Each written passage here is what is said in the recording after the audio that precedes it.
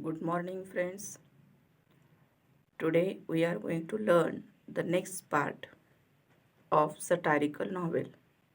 In the previous lecture of this particular module part, general topic, satirical novel, we learn about what is satire, how it is one of the literary device, and itself used other literary devices to satire in literature, and there are a number of subjects used in literature for satire, and there is a emergence of satirical novel.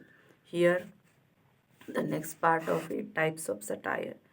Traditionally we can say that here, if we think from the classical literature, there are scholars have divided satire into two main categories, that is Horatian and Juvenile satire. These labels are derived from the names of the renowned Roman satirist Horace and Juvenal, who originated each type. That is, and third one is less common type of satire is Menippean satire, named after Menippus, the Greek cynic and satirist. Next, that is what is Horatian satire?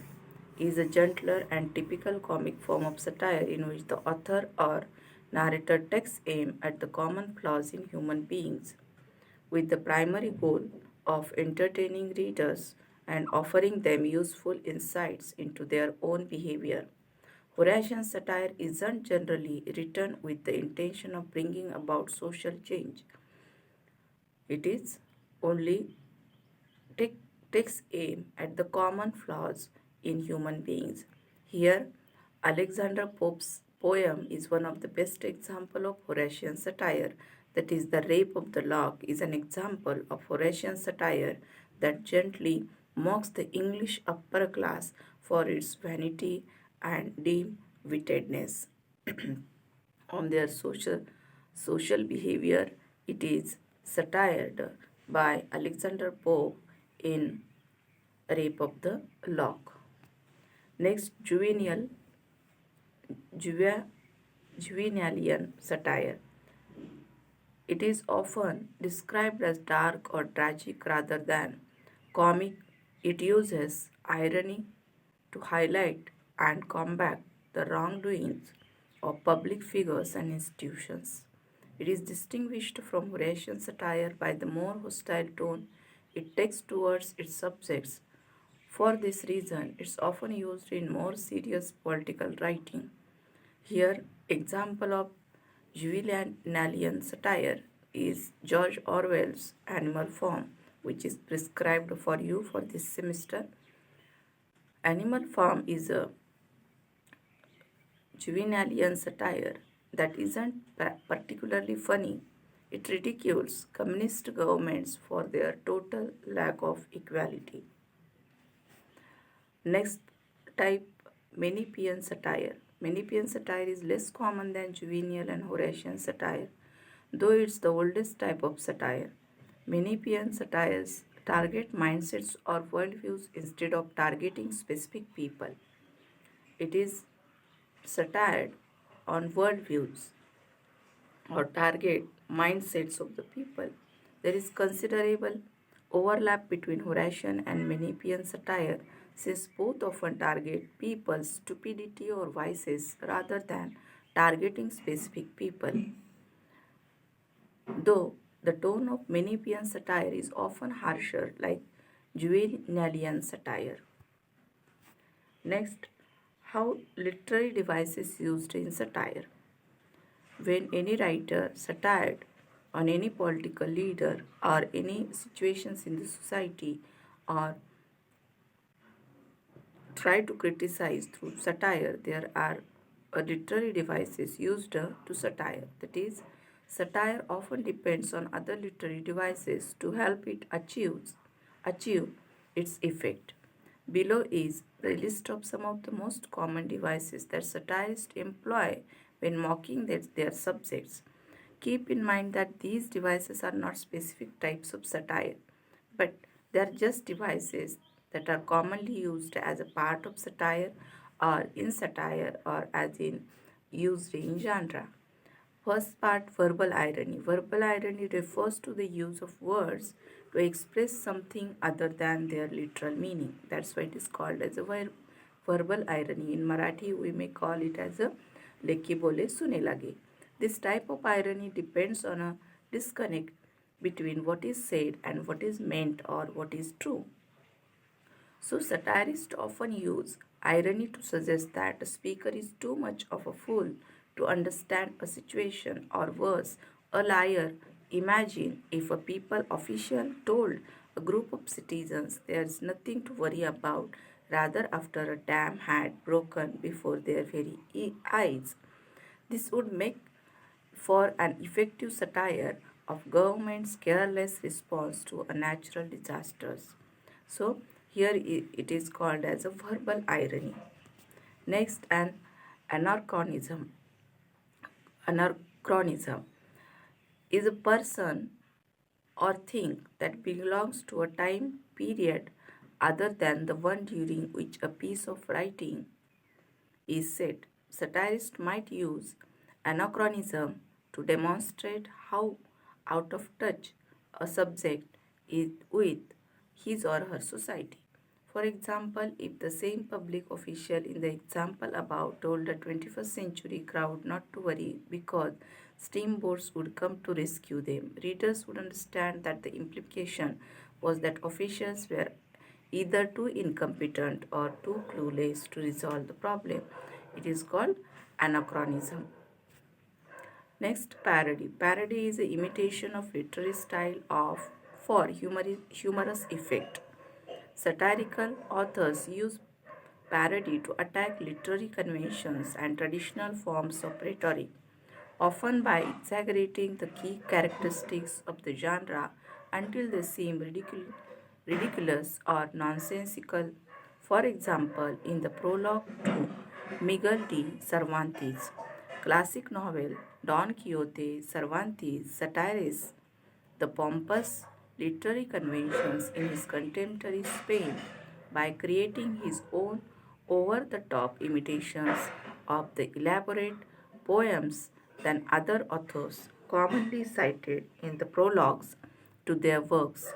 Other writers of the time cited such poems to impress readers and project a sense of authority, but Cervantes' parodies make clear that those other writers are merely pretensions and ridicules. So, parody is a imitation of a literary style for humorous effect. Understatement, the next literary device, is downplaying something's size, significance, or quality. This device is useful to satirists because, like irony, it can often be used to portray a speaker as deceptive or foolish. If a politician understates the severity of his or her actions, for example, I don't think starting a war we couldn't win the best decision. It underscores just how ineffective and uncritical someone in a position of power can be.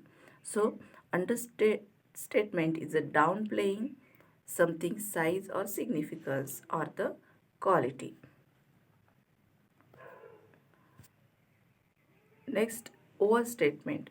Overstatement is the exaggeration of something's size, significance, or quality.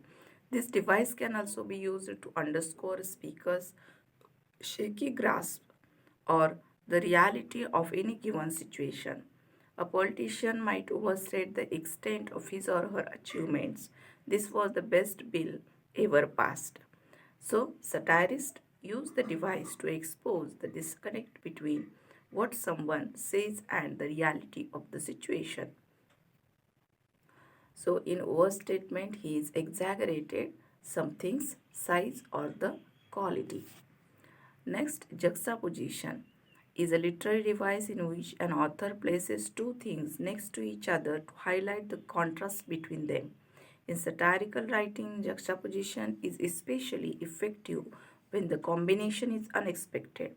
For example, Seth Graham Smith's popular parody novel Pride and Prejudice and Zombies inserts zombies into the gentle world of Jane Austen's 19th century England. Graham Smith could be said to be using juxtaposition to satirizes either the property of Bennett's society, the ubiquity of zombies in American popular culture, or both. So, juxtaposition is present the contrast and satirizes the particular situation. Next, malproposal is a humorous and usually unintentional use of word in the place of similar sounding one. Because these speech errors have the potential to be embarrassing, satirists may portray people as fools by giving them malproposed lines. These are some literary devices used to satire. Satirical works of literature and their targets. See, satirical works, these are the most famous satirical novels in the literature. Adventures of Huckleberry Finn, which satirizes on pre-Civil War Southern society, in particular its racism. It is satire on racism. American Psycho, the novel presents consumer capitalist American society of the 1980s. Next, Animal Farm, which is prescribed for you. It is satire on the communist in general and the Soviet Union in particular. Arms and the Man, romantic ideals, particularly about love and war. Next, Candide, every powerful institution from the church to the military of 18th century Europe criticized in this particular novel. Next, Catch 22. It is satire on the US military. Next, Don Quixote. Among many other things, fictional books about chivalrous heroes that were popular when Cervantes wrote Don Quixote. So it is satire on the particular societal character or the heroes. Gulliver's Travel, the English society and the humans in general. It is satire on the English society, one of the famous novel of Jonathan Swift. A Modest Proposal, which is satire on English society, particularly in its dealing with Ireland, which at the time was under English control. So, in this way, we can understand how the satirical works are important in literature, that which satires on the society or any situation from the society. In the next lecture, we will learn about next general topic and how you are going to learn satire in general, that is the gist of it. That is, satire is a genre of visual, literary and performing arts, usually in the form of fiction and less frequently non-fiction, in which vices, follies, abuses and shortcomings are held up to ridicule with the intent of shaming of individuals, corporations, government or society itself into improvement. Satire is usually meant to be humorous, so its greater purpose is often constructive social criticism, using wit to draw attention to both particular and wider issues in society.